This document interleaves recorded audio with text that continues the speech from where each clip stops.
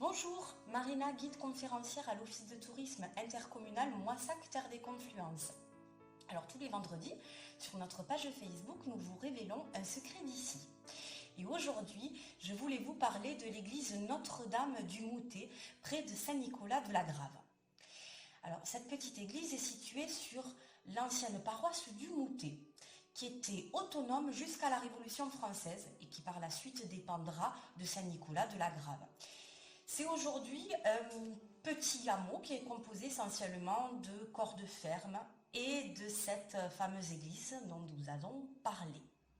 Alors, Moutet vient de l'occitan mota, qui signifie la motte, la hauteur.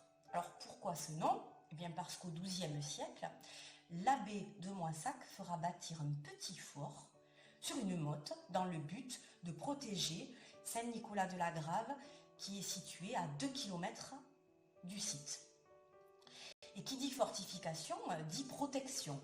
Et rapidement, la construction de cette motte castrale va attirer une population de cultivateurs qui va s'installer à proximité de cette fameuse motte.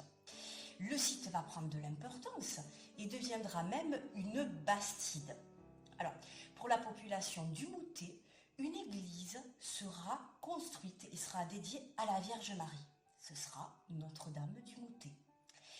Et cette église est très particulière car elle appartient à ces édifices de la vallée de la Garonne construits avec des matériaux rustiques, disponibles sur place et qu'on peut utiliser à moindre coût. Et ici, c'est la terre crue qui règne.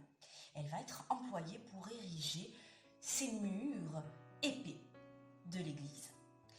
Et de la construction médiévale, malheureusement, il ne reste aucune trace.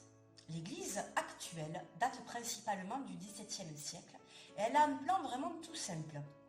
Rectangulaire, avec une nef unique, un chevet plat, pas de chapelle.